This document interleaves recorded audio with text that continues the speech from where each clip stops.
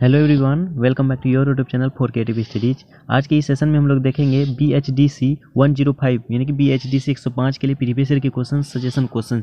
इसमें हम लोग को देखेंगे कि इसका सिलेबस क्या है, इसमें किस टाइप से क्वेश्चन पूछे जा रहे हैं और किस टाइप से क्वेश्चन पूछे जाने की संभावनाएं हैं, इन बातों पर चर्चा करेंगे। जैसे कि आज हम लोग BHDC 105 के लिए देखेंगे, ये BAHDH ये प्रोग्राम के हैं, ठीक है, हिंदी ऑनर्स पेपर के लिए है। उसमें देखिए आप, ये क्वेश्चंस आपके लिए जो है दिसंबर 2021 में जो एग्जाम हुई थी उसके में पूछा गया क्वेश्चंस हैं, उसमें हम लोग डिटेल से देखेंगे। उसके बाद लेटेस्ट वाले को भी दिखाएंगे ताकि आपको समझ में आ जाएगा कहाँ से क्वेश्चंस, किस टाइप से क्वेश्चंस पूछे जाते हैं। सबसे पहली बात देखिए, BHDC 105 का सब्जेक्ट नेम है छायावाद उत्तर हिंदी कविता, ठीक है। इसका अधिकतम अंक है 100 और समय 3 घंटे का दिया जाएगा।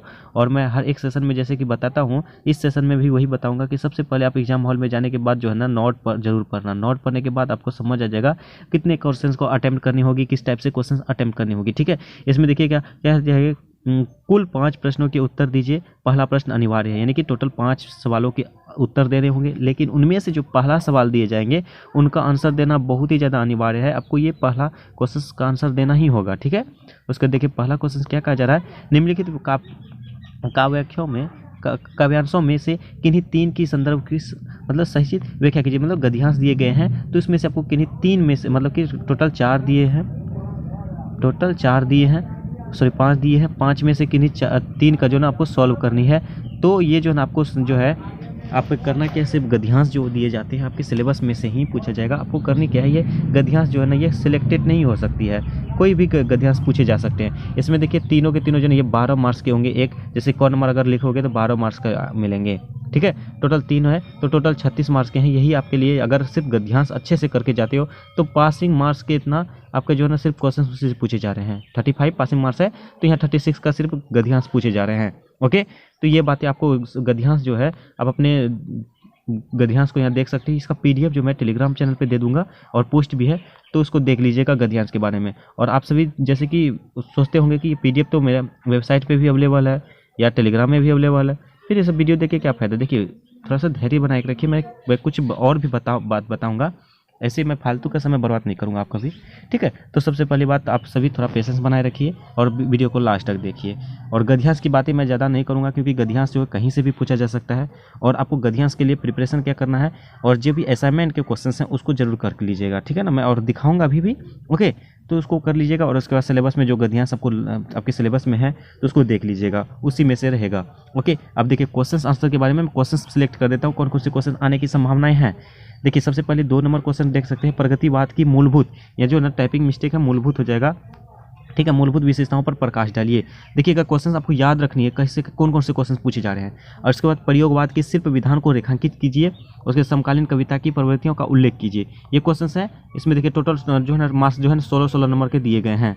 तो इसमें देखिए कोई भी स्टूडेंट पूछते हैं कि कितनी वर्ड में ये 1600 के लिखने हैं। देखिए अगर 20 मार्क्स के पूछे जाते हैं तो आपका कोई 400 में लिखने के लिए कहा जाता है, तो कभी 500 के वर्ड्स में लिखने के लिए कहा जाता है। यहाँ 1600 कहा जा रहा है, तो आपको करना क्या है, 400 से 450 की अभाव में लिखनी है, कम से कम 400 के आसपास, मतलब अधिकतम 400 के आसपास आपको 16 मार्क्स के लिख देना है, तो अच्छे हो जाएंगे, ठीक है। और नेक्स्ट क्वेश्चन आपके लिए है, देखिए ये क्वेश्चन जो केदारनाथ से रिलेटेड है, ये मोस्ट इंपॉर्टेंट है। ये आपको दिखाऊंगा मैं अभी, और भी सारे क्वेश्चंस दिखाऊंगा, उसमें भी आप देखिएगा केदारनाथ से रिलेटेड आपके हर सेशन में एग्जाम में क्वेश्चंस पूछे गए हैं। तो केदारनाथ से आप संबंधित सभी सवाल जरूर कंप्लीट करके जाएंगे। और जैसे कि 5 नंबर क्वेश्चन, ये भी बहुत ही इंपॉर्टेंट है, हो सकता है आपके इस सेशन में रिपीट कर दे। केदारनाथ अग्रवाल के कृतित्व पर प्रकाश डालते हुए उनकी काव्य सौष्ठव को स्पष्ट कीजिए। उसके बाद हिंदी कविता में नागार्जुन के महत्व की चर्चा कीजिए। उसके दिनकर की राष्ट्र और सामाजिक चेतना पर प्रकाश डालिए। दिनकर आप सभी को पता ही होगा, हिंदी सब्जेक्ट में जो है दिनकर जो है बहुत ही मतलब महान लेखक है, तो इससे रिलेटेड क्वेश्चन पूछे जाने की संभावना है और आपके सिलेबस में भी दिया गया है। उसके बाद अज्ञा के काव्य विकास की चर्चा करते हुए उनकी काव्य संवेदना की गहराई को रेखांकित कीजिए। और नेक्स्ट और लास्ट क्वेश्चन आपका रहेगा, लास्ट नहीं है, सर्वेश्वर दयाल। देखिए ये क्वेश्चन बहुत ही ज़्यादा महत्वपूर्ण है। सर्वेश्वर दयाल सक्सेना की काव्यगत विशेषताएं बताइए। ये क्वेश्चन हर एक सेशन में लगभग देखा जाए तो पूछा गया है, तो हो सकता है कि आपके एग्जाम में भी पूछ सकता है, तो इसको जरूर देख लीजिएगा, ठीक है। उसके केदारनाथ, देखिए केदारनाथ से रिलेटेड फिर से आ गया, केदारनाथ सिंह का काव्य संसार विषय पर एक निबंध लिखिए। तो ये टोटल 10 सवाल पूछे गए थे इसमें BHDC 105 में। 10 में से किन्हीं 3 को बनाना है, 3 में से पहला क्वेश्चन का आंसर सही से 10 में से किन्हीं 5 का आंसर देनी है, 5 में से पहला आंसर का सही जवाब देना ही देना है। उसके बाद बाकी जो 4 है इसमें से किन्हीं 4 का सॉल्व करनी है। ठीक है, तो चलिए ये रहा आपका दिसंबर 2021 का। अब मैं लेटेस्ट वाला दिखा दे रहा हूँ, उसमें आप समझ सकते हो कहाँ से क्वेश्चन पूछे जा रहे हैं। उसके बाद मैं बताऊंगा कहाँ से क्वेश्चन पूछे जाएंगे, आपको कौन कौन से क्वेश्चन पूछे जाने की संभावनाएं हैं। देखिए जैसा कि ये अभी जून 2022 का है, सब वही है। ठीक है, जून 2022 अधिकतम ये सिलेबस वही है। ठीक है, इसका नोट वही पढ़ लेनी है। सबसे पहली बात, नोट को हर एक सेशन में मैं ये याद दिलाता हूँ, तो इसको इग्नोर मत करना। ठीक है, प्रथम अनिवार्य है। तो इसी तरह गद्यांश दिया गया है, गद्यांश में इसको गद्यांश जो जरूर कंप्लीट कर लीजिएगा।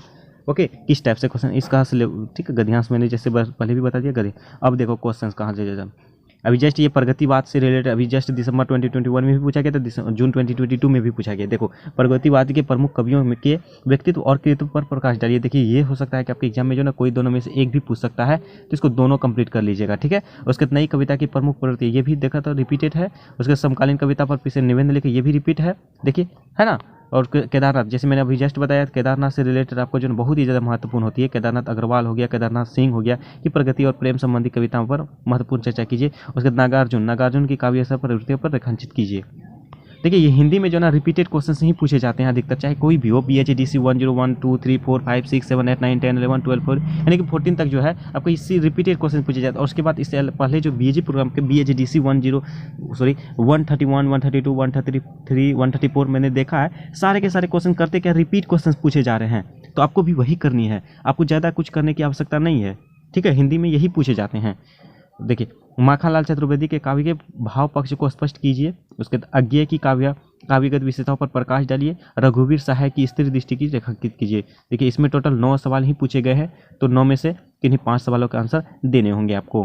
ठीक है, तो ये रहा जून 2022 के। और मैं एक और PDF दिखाना चाहूँगा जिसमें आप समझ सकते हो कि मेरी बातें जो है कितनी इंपॉर्टेंट है। ठीक है, जैसे कि देखो ये है आपका असाइनमेंट के एग्जाम का क्वेश्चंस, असाइनमेंट के एग्जाम के क्वेश्चंस है। और आप सभी को पता ही होगा कि असाइनमेंट के जो एग्जाम होती है वो आपके सिलेबस से ही क्वेश्चंस पूछे जाते हैं। ऐसा नहीं कि आउट ऑफ सिलेबस से क्वेश्चंस पूछे जाते हैं। तो आप असाइनमेंट के क्वेश्चन को इग्नोर कभी भी मत करना, कोई भी सब्जेक्ट का हो, कभी भी मत करना। असाइनमेंट के क्वेश्चन से कम 1 से 2 क्वेश्चन देखने को मिलता है, अब तक के एग्जाम में देखा गया है।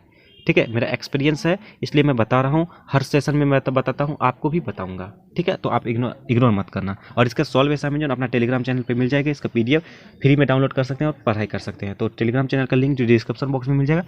ठीक है, जाइए और ज्वाइन कीजिए और डाउनलोड कीजिए और फ्री में पढ़िए।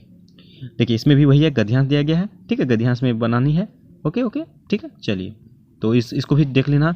उसके बाद देखो आप क्वेश्चंस में देखिए, प्रगतिवादी इसमें भी आया, प्रगतिवादी काव्य के अंतर्वस्तु के स्पष्ट कीजिए, रिपीट हुआ। समकालीन कविता की प्रमुख प्रवृत्तियों पर विचार कीजिए, देखिए रिपीट है। उसके बाद रामधारी सिंह दिनकर, यानी दिनकर से जो आया था, इसका पूरा नाम है रामधारी सिंह दिनकर। ठीक है, की कविता की निहित चेतना, राष्ट्रीय चेतना पर प्रकाश डालिए। उसके बाद अज्ञेय भी जस्ट आया था कि काव्य शिल्प को रेखांकित कीजिए।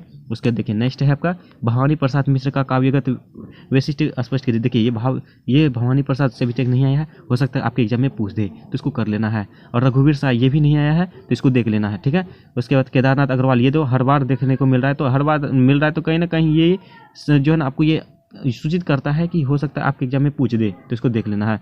उसके सर्वेश्वर दयाल सक्सेना जो है अभी जस्ट इससे भी आया था क्वेश्चन, सर्वेश्वर दयाल, ये भी क्वेश्चन देखिए ये असाइनमेंट के क्वेश्चन है। और आपको समझ में आ गया होगा कि असाइनमेंट के क्वेश्चंस कितने ही महत्वपूर्ण होती है।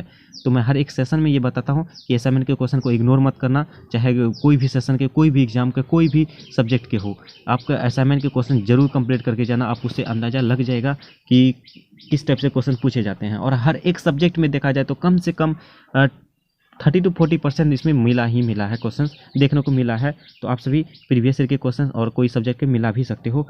ठीक है, चलिए तो ये रहा। अब जो करना क्या है, ये सभी के जितने सवाल मैंने बताया, बस इतना अगर कर जाते तो BHDC 105 कंप्लीट हो जाएगा आपकी। ओके, और भी सब्जेक्ट के इस तरह से क्वेश्चंस और क्लासेस अवेलेबल है अपना FCS में। और जो भी चैनल में पहली बार है, चैनल को सब्सक्राइब जरूर कर लेना, बेल आइकन को हिट जरूर कर देना। और वीडियो पसंद है तो जरूर लाइक कीजिए, और कोई भी डाउट हो तो डाउट कमेंट बॉक्स में कमेंट कीजिए और अपने दोस्तों को भी शेयर कीजिए। चलिए मिलते हैं नेक्स्ट सेशन में, तब तक के लिए थैंक यू।